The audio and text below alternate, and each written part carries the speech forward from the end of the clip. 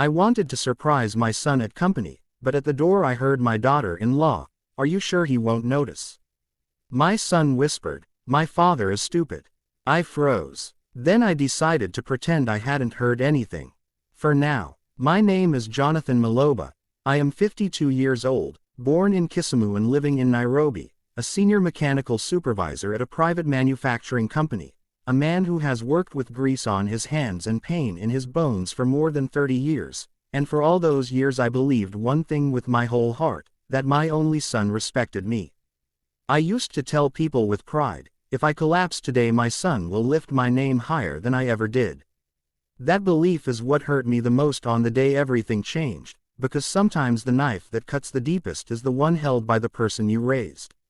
I will tell you exactly how it happened, and why I made the decision that turned everything upside down, but before that let me say the clickbait truth. On the day I went to surprise my son at his job I discovered secrets that burned through my chest like fire, and what I did afterwards no father should ever have to do. It was a bright Thursday morning, the sun was soft and the breeze felt like peace. I had taken a day off from work because I wanted to surprise my son, Kalen, at the company where he had recently been promoted. Everyone kept telling me how lucky I was, a son in management while I was still covered in oil and sweat during night shifts, but I didn't mind because that is how a father's pride works, it grows even when his back is bending. I carried a small envelope with me that morning. Inside it was something very simple, an old photograph of us from when he was a boy sitting on my shoulders, and a congratulatory card I wrote with my own shaky handwriting. I wanted to give it to him privately because I had never been the emotional type, and this was my quiet way of saying I am proud of you, my son. When I reached the company building everything felt normal. I greeted the guard, signed in, and headed toward the office floor where he worked. I could already imagine his smile. Maybe he would embrace me, maybe he would laugh and say, "Dad, you didn't have to come all this way." I never expected anything bad, not even a little. How foolish I was. Right outside his office door I heard voices. Familiar voices. My daughter-in-law, Talia, was speaking softly, her tone nervous, as if she feared being heard. She said, "Are you sure he won't notice?" And my son whispered back, "My father is stupid, he never notices anything." I froze. The walls around me seemed to close in, and my heart beat so hard I thought someone else might hear it. The envelope nearly slipped from my hand. Stupid. That word kept echoing in my head like a hammer striking a nail.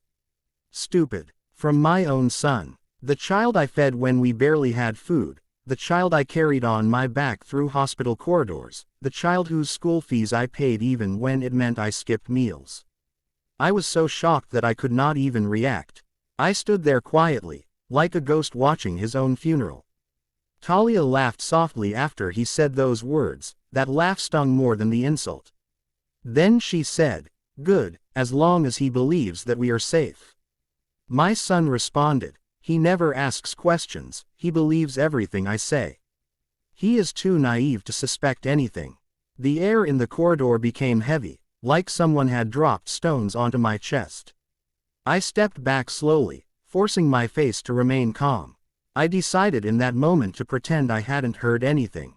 Not because I forgave it, no. Because I needed to understand more. I needed to know what they were talking about, what they were hiding, and why my son suddenly saw me as foolish. I walked away from the door like a man leaving his own shadow behind. When I finally entered the office after a few minutes, their faces shifted. Kalen forced a smile so wide it looked painful. Talia looked surprised, almost uncomfortable. I greeted them and handed the envelope. My son hugged me lightly, more like someone who wanted to end the interaction quickly. I pretended everything was normal. I asked simple questions, I laughed at their jokes, but inside of me everything was burning. I left the company building without saying a word about what I heard, but from that moment I began watching them closely. I paid attention to small details. I noticed that Talia was always avoiding eye contact with me. I noticed that my son always changed the topic when I asked about finances or decisions at home. I noticed their sudden secrecy, the locked phone screens, the whispers when they thought I was sleeping. One night I heard them arguing in low tones in the next room at their house where I was visiting. Talia said, "What if he finds out?" And my son replied, "He won't, he thinks everything we do is perfect." The same theme again. They thought of me as blind, dumb, easy to trick. But I was learning, I was observing, and I was no longer the father who trusted with closed eyes. It was 2 weeks later when I stumbled upon the truth. I found documents hidden inside an old drawer in my son's study. They were bank papers, legal forms, signed agreements, and my name was on them. My son had taken a huge loan using my property as collateral. He forged my signature. My house, the home I built brick by brick, was tied to a debt I didn't even know existed. If he failed to pay, I would lose everything. My hands shook as I held the papers. My chest tightened so badly I had to sit down. Betrayal is not just a feeling, it is a physical wound, it cuts you where no doctor can reach. My own son had sold my name, my trust, and my future as if I were nothing. And Talia had helped him. They had been living a life of luxury, buying expensive gadgets, traveling, wearing designer clothes, using my house as their shield. That evening I quietly left the house and returned to my small apartment. I didn't say a word. I didn't shout. I didn't confront them. Instead, I prepared. Revenge is not rage, it is patience sharpened into a blade. I contacted a lawyer friend. I explained everything, every paper, every signature.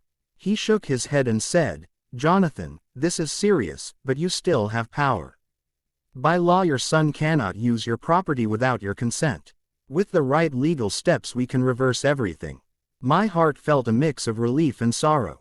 Relief because I had a way out. Sorrow because I was doing this against my own child. A week later I returned to their house, but this time not as a father seeking love. I came as a man carrying the truth. I faced them in the living room. My son was relaxed on the sofa, phone in his hand. Talia was arranging flowers on the table. They both looked up casually when I entered, unaware of what was coming. I placed the forged documents on the table. My son's face changed instantly, his lips trembled. Talia froze like a statue. I said nothing for a long moment, then finally spoke, "My father is stupid, right?" The room fell silent. My son's eyes widened with fear. Talia looked away. My voice was calm, too calm, the calm before a storm that destroys everything. I told them everything I had discovered. I told them I knew about the loan, the lies, the whispers. My son tried to speak, to explain, but I raised my hand and he went silent. He knew there was no excuse left. Then I delivered the final blow. I told them that the bank had already been informed. I told them the lawyer had filed charges. I told them the property documents had been restored to my name. And then I told them the thing that broke whatever little remained of our relationship: I disowned him legally. My only son was no longer my heir. Everything that belonged to me was locked away from him forever. My son broke down. Talia began to cry. They begged. They apologized. But you cannot sew back a heart that someone has stabbed repeatedly. I turned away from them and left the house slowly, each step heavy but necessary. As I stepped outside I realized something painful but true: sometimes the people you love the most teach you the hardest lessons. Revenge did not feel sweet. No, it felt like swallowing fire, but it was the only way to protect myself. The only way to make him understand that a father is not stupid, a father is forgiving until he is forced to become something else. From that day onward I rebuilt my life alone.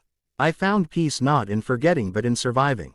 And if there is one thing I want anyone listening to take from my story, it is this: trust is a gift, not a weakness, but once it is broken, the person who broke it must live with the empty space they created. That is how my story ends, not with joy but with justice, not with reconciliation but with the unbearable revenge of a father who finally opened his eyes. If this story touched your heart, don't forget to like, share, and subscribe. And tell me, what would you have done if you were in my place?